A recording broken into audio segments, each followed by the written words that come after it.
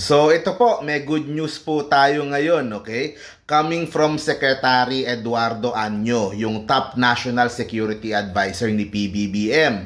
O kasi po, yung pong weekend guerrilla fronts ng New People's Army has been reduced to 5. Okay? So kung nasusubaybayan nyo yung mga videos ko, pakunti ng pakunti.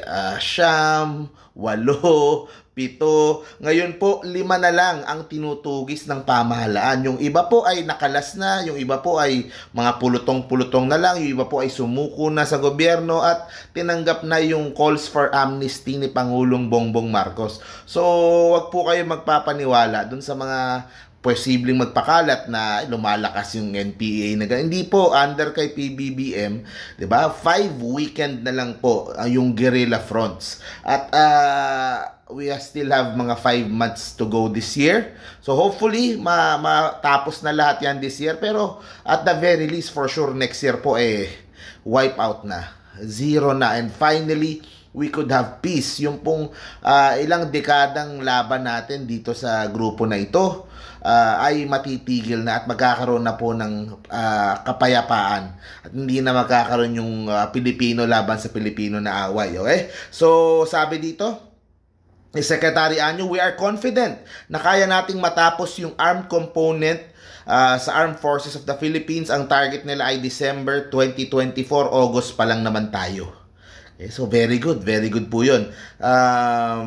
So dagdag pa niya, the media bears such a hefty responsibility, but we're more than willing to help you come up with fair and informed reportage. Kasi po, yung pong kalaban ay dinadaan na lang sa fake news yung laban. Pero hindi mo na madedenay talagang pakunti ng pakunti, paubos ng paubos, at hindi tumitigil yung pong ating armed forces. So, yun po yung maganda doon. Dagdag pa dyan, okay? Yung hearing na ginagawa ni Senator Bato de la Rosa. Alam nyo naman po, may mga issues tayo kay Senator Bato, yung sa ICC at sa kung ano pa man, di ba? Pero yung kanyang ginagawa po na hearing tungkol po sa NPA, sa Senado, ay ito po ay kumbaga para sa NTF-ELCAC may nagdudulot din ito ng ng dagdag awareness para po sa problema ng NPA sa bansa. So may mabuti namang nadudulot po yung ginagawa ni Senator Bato.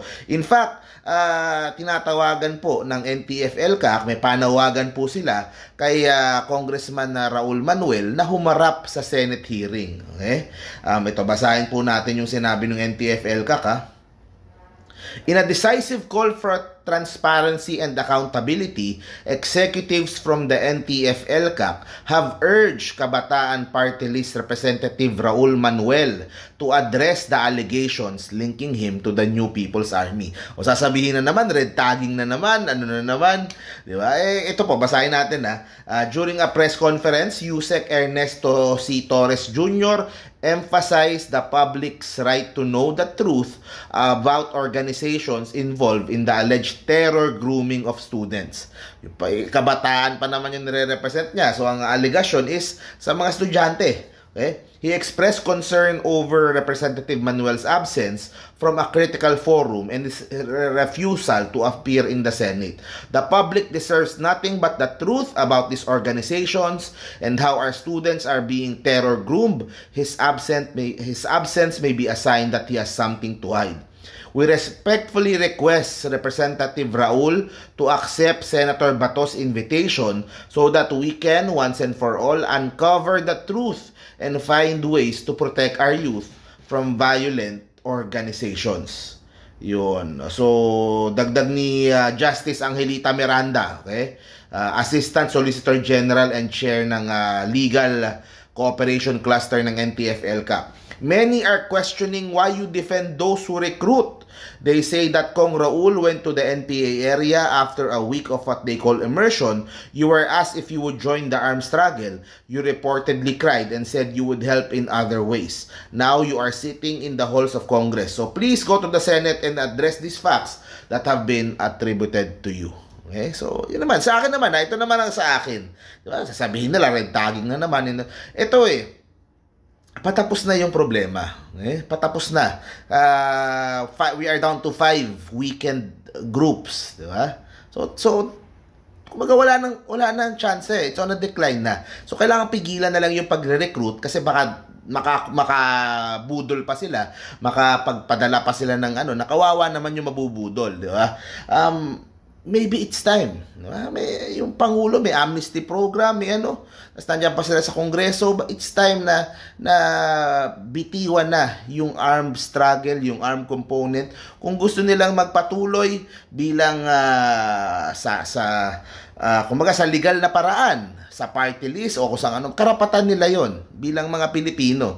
Pero maganda na sa kanila na din manggaling yung pagtulong para pagklaro dito. Sila na ang kumbaga, let us give this kumbaga peaceful ending. Okay? Na hindi na magkaroon ng sagupaan pa. Kumbaga tapusin na lang ng matiwasay na wala nang dumadanak na dugo. Diba? At galing sa kanila. Of course, 'di ba si Franz Castro, meron yung kaso kung saan siya ay nahatulan, 'di ba? Kasama si Satur. O ngayon naman si Raul tinatawagan ng Senado. So, sa akin this is there's nothing to stop the government from completing this. So might as well tumulong na lang sila para ligpitin na. Let us put that chapter behind us and magsimula tayo ng panibago. You could push for your political agenda, kung ano man yan, pero sa mapayapang paraan. O, yun naman ang hiling na, yun naman ang gusto natin. So, yun po yung calls ng NTF-ELCA kay Congressman Raul ng Kabataan Party List.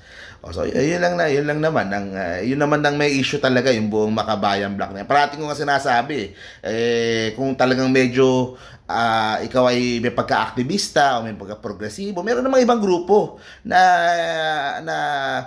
katulad ng Akbayan, katulad ng iba pa kumbaga it is time to be aware sa mga ganitong klaseng mga pangyayari at malaman natin yung buong katotohanan.